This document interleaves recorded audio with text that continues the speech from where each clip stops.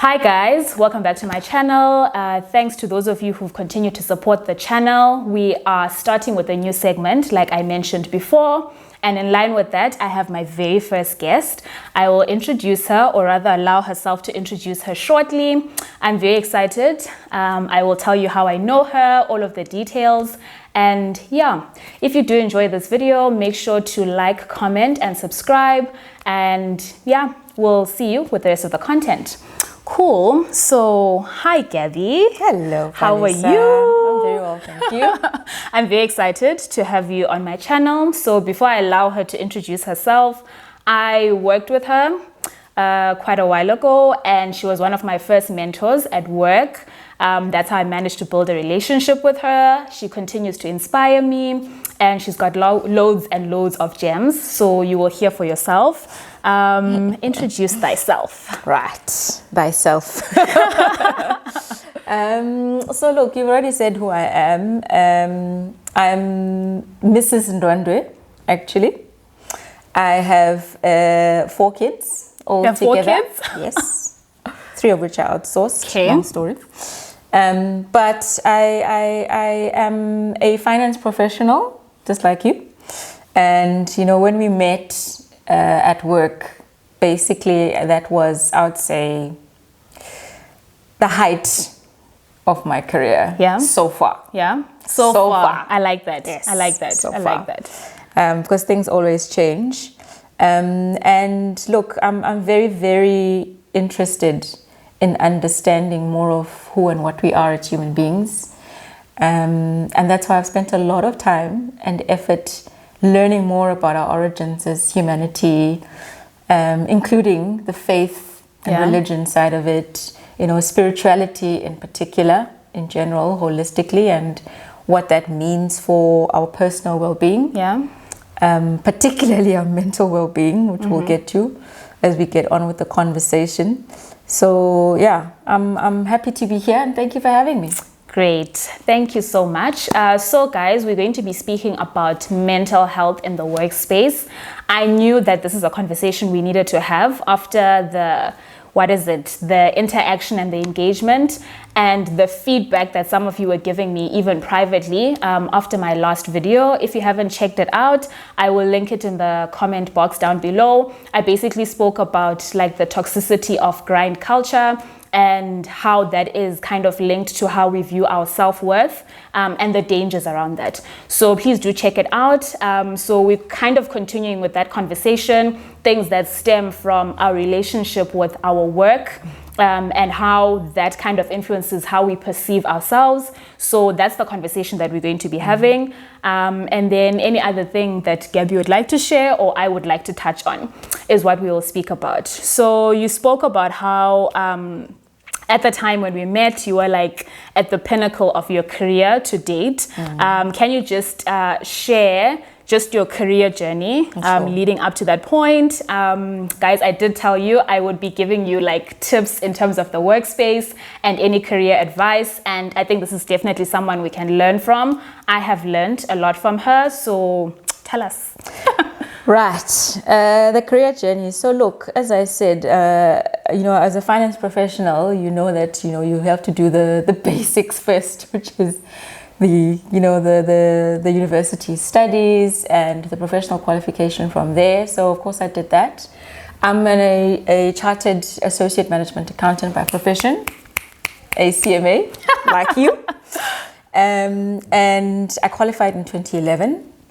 And from there, I saw my career really start to take off. Yeah. Before then, I had joined Unilever, I think it was 2002, directly after graduation as a management trainee, and did very well on the management trainee program. By the 3rd year of being on that program, I got an opportunity to, you know, move up the hierarchy, the ranks, so to speak. Move up the ranks, and I got my first management role in 2005 as a distribution finance manager for the foods business, Unilever foods business. And then, you know, I had to go on maternity leave, of course, to have my son. I came back into a category, what we call the category finance role, but essentially a management accountant for one of the divisions. Yeah. I believe I had several. Before I was headhunted by Transnet Port Operations, I moved to the head office here in Durban. Yeah. At the Kingsmead Office Park as a corporate management accountant, which means I was looking after the performance, so to speak, of all the ports, particularly the terminals who were operating the ports. Spent a couple of years there, got involved in quite a few exciting projects, I would say. As a management accountant, Yeah. at least, it was awesome to be involved in systems development, in creating budget, development and management tools, performance management tools, and all of that happened in 2 years, 2 short Wow. years. Actually, it was a lot, but very exciting and lots of fun. And then I got headhunted again. Wow. By Beiersdorf. Many people probably know them Nivea, as, guys. Yes, yeah, right. Yeah, those people. The makers of Nivea. They have a few other excellent personal care brands. But then I joined them and stayed for 6 years.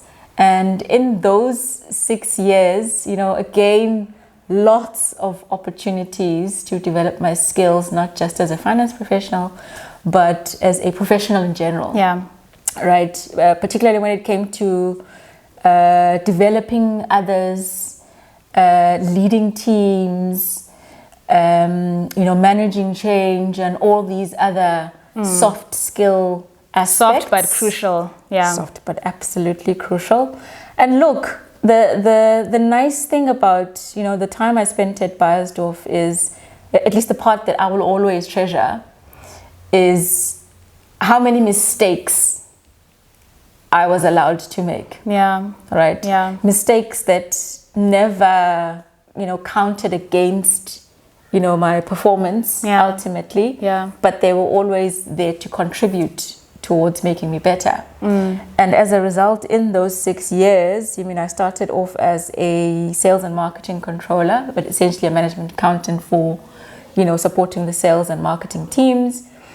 And after a couple of years, I moved into supply chain as a supply chain planning manager. Now imagine zero Exposure before in supply chain, but I was given that opportunity. Yeah. Which was fantastic. Because I got to apply the finance skills that I had in a supply chain planning context in a way that could identify opportunities to save the business money, to unlock cash and working capital, and all of those other things. And at the same time, manage a team of supply chain professionals that I had absolutely no they've got a skill set that exactly you no don't business have. managing, right? Which meant I had to be challenged to lead and not manage. Yeah. Right. Yeah. Give them the space to be the experts that they were in the area of expertise, and lead them. Make sure that the environment was conducive for their work. Support their development, and where they needed to be developed, create opportunities for projects, and all those aspects that leadership is about. Right. Yeah. Which is very different from management. And then, right out of the blue, I got an opportunity to step onto the board of the Southern Africa business for Beiersdorf as a finance director. I would say my first executive role ever. And sure, it was intimidating. To say the least. Very intimidating. And I look back now and I realize actually there was nothing intimidating about the role itself. It was all me. You know what I mean? I had not come to realize how brilliant I was. how much experience I had already developed over the years, how fantastic I was at what I did. And it's a set of experiences that got you to that point. Exactly. You wouldn't have been offered the role if there wasn't something that you could positively contribute to make it a success. Absolutely I think right. that's quite key. We often assume that we're not capable. Yes, you can still learn and develop, but there is something there, and you're being given the opportunity to harness that. But sometimes it's like an inside conversation. That's it. That hinders you from stepping into your full potential. Absolutely right. And actually, I love that you mentioned the words inside, because that's exactly what it is. It's an internal dialogue. Yeah. And it's amazing because, you know, as human beings, it's amazing, actually, not in a good way, but it's amazing how much we hold ourselves back with that internal dialogue. And my internal dialogue, for the longest time, even after I left Beiersdorf, was, I'm not good enough. You know, there are so many others around me who are seemingly much more better experienced suited, and you know, for the role that I may be doing. I'm going to be found out. Yeah. Someone at some point will figure out that I don't belong here. Exactly. I don't belong here. I have no business, you know, doing this role. And yeah. Yeah, that's hectic. Yeah. And it was a constant conversation. I'll go to bed thinking about it. I'll wake up in the morning, think about it. And you know what that did? It led me down a very dangerous path, in the sense that I found myself developing very unhealthy habits. Yeah. I won't say bad, Yeah. I won't say negative, because they had a role to play in my life and my personal development at the time. But unhealthy in the sense that, you know, when you push yourself so hard because you think the world expects X of you. Yeah, and you're trying to overcome the perception that you're not good enough. Yes. Or that's how people perceive you. Yes. They expect less from you. So the internal conversation like actually manifests itself in how you carry yourself. I think they call it like imposter syndrome, that I think I've you're heard always that not good term enough, before. and you're trying to work towards this ideal. And it's actually quite common with women, and I would even take it as far as to say particularly with Black women, in a corporate setting, or like, you know, when you find yourself in those kinds of leadership positions. Yes, absolutely right. And, you know, look, the one thing I am grateful for, having had those experiences, is how much it's opened me up to the question, to wanting to ask the question, why? You know, why am I like that? Why do I behave that way? You know, when I know for a fact that I'm so much more. Yeah. You know, I can be so much more. In fact, I am. You are. So much more. But why do I constantly feel the need to make myself smaller? You know, why do I feel the need to hide almost, you know, who and what I am? Dim my light, you know, is what I've heard someone say before. And the more I asked those questions, the more I came to realize that actually a large part of it actually isn't me. You know, it's subconscious conditioning, I would put it that way.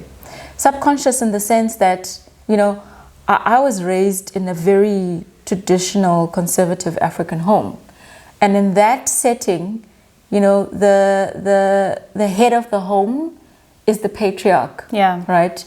Very, I'd say, masculine energy, which had a lot of emphasis on domination. You know? And the feminine knowing their place. Exactly. The feminine which knowing is their place. a different ideal now in a corporate setting. You're part of the executive, but you've already been conditioned to... You know what I mean? And whether I was aware of it or not, but now I know that I wasn't aware of it, I always felt that I needed to be smaller than, you know, the male. Play your and you role. can imagine. Play your role. Exactly. Know your place. You can imagine in a corporate setting, it is quite typical, yes? And I'm not saying it's the standard, but it is very typical to have a white, male-dominated leadership team. Yeah. You know, that's the nature of, you know, the corporate world today. You know, yes, it's changing, and it's changing quite rapidly now. But we're still not there yet. But we're not there yet. And often, you know, as a female conditioned that way, and I don't really want to say black, because I do believe that many other cultures do the same thing. They experience the same. It manifests itself differently, but as a woman, there are just things you're subject to. Women have their place. Yeah. And often women's place is below that or of men. Subservient to a male. Yeah. All right. Now you get into the corporate workplace, you're expected to be assertive, you're expected to be visible, you're expected to be exhibit traits that you don't have to exhibit outside of the workplace. Traits. Yes. Right? You're a female. Yeah. And whether they are aware of it or not, or whether you're aware of it or not, you have your place. Yeah. Because you have your place in society. Yeah. And let's be frank, the corporate world is made up of. Yes. It doesn't exist in a bubble. Exactly. It doesn't exist in a bubble. So whether we are aware of it or not, we bring that conditioning, that societal conditioning into the workspace. Right? So we are expected to behave differently, but subconsciously not. You know, I don't expect myself to behave differently subconsciously, and I bet you my male colleagues don't expect me to behave differently either. Yeah. Right? But when I don't behave like them, I'm weak. I am invisible. I'm probably even incompetent. You know, because I'm not loud. I'm not visible. I'm not that masculine ideal. Yes, exactly. I'm not masculine in nature. So I think all of those things played a very strong role in how my career as a senior leader developed, right? Now I know it was influenced by behavior I learned in your upbringing, in just being a person who's part of society. You're hectic. You mentioned being given room to make mistakes, or rather not feeling that there was a lot of judgment around making those mistakes. Do you think this is a function of what is done in the workspace to create that room for you? Or is it something you have to have an internal conversation with yourself with and allow yourself to put yourself out there, so to speak? Certainly both. Because the internal conversation is key, because it's the unlocker. It's what will firstly allow you to perceive the fact that a certain environment has been created for you that is conducive for conducive for your growth, conducive for you to be able to make mistakes without feeling, you know, put less down. than. And I've been very, very fortunate in my career, because when I think back even to my very first boss, every single line manager I've had somehow has always had a connection with me that was quite personal in the sense that they saw me, for who I was and what I was capable of becoming. They always saw the potential. So they always gave me that space, room to step into your potential. To step into my potential. But because my internal dialogue was so much stronger, I found it difficult to perceive that room. That space. And I was always, slapping myself on the wrist even before they did. Much like, harder. how could I have made this mistake? How could I have made that stupid mistake? You know what I mean? Why didn't I say that? I should have said that, Why did I not do that? I should have done that. There was a lot of should have, could have, would have, dialogue going on internally. But my line managers were always there to keep me going, keep me hoping, so to speak, because hope, I think, was the one thing that kept you never died. Yeah. You know, it eventually died at some point. It's a story I might be able or willing to tell at some other point, but it eventually did die.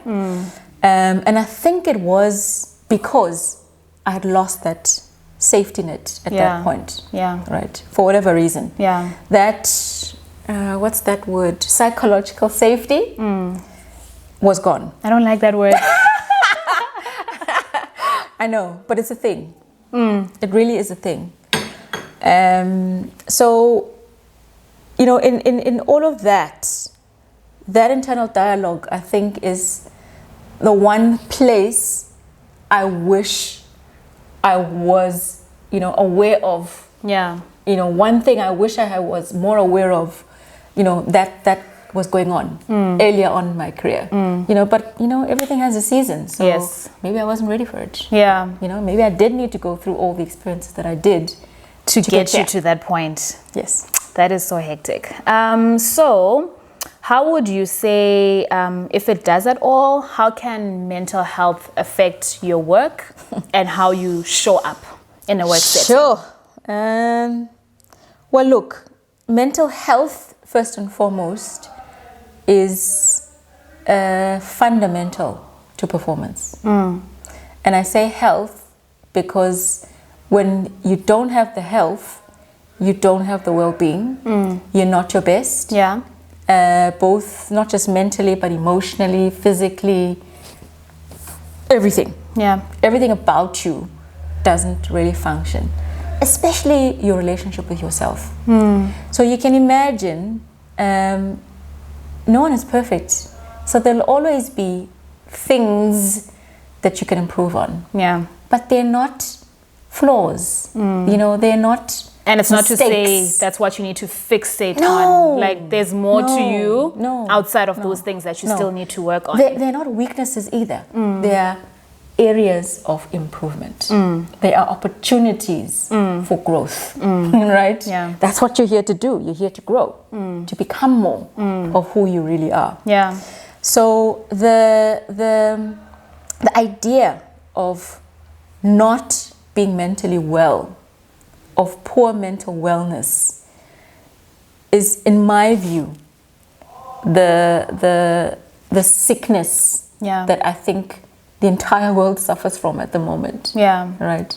Because without that, you can't be your best. Yeah. You're not going to eat right, so which means your physical body is not going to do what it needs to be able to do to support your growth and your life in general. Yeah. You're not going to sleep properly, which means your mental well-being, your mind, your brain is not going to have an opportunity to do what it needs to do to make sure that you can function at your best. Yeah. You're not going to be in balance. Your emotions are not going to be in balance, which means your relationships are not going to be in balance because your behavior is not going to be in balance. You know, it affects everything. Yeah, how you show up, how you see yourself. And it can often even translate into exaggerating the negative conversations we have with ourselves, thinking way too deeply about the mistakes that you might have made, which everybody would have moved on, or even if they haven't, it doesn't change the essence of who you are. It doesn't change your worth. It doesn't define you. It's you. not linked to anything. It's just a mistake that would have happened. Exactly. So it really does make your life so much smaller than it really is. Because despite you not being mentally well, your life is still full. Yes. You know, the fact that you still have breath in your body. You know, you still have a roof over your head. You have food to eat. You know, you have relationships and people who care about you. All of that is part of a full life. It doesn't go away.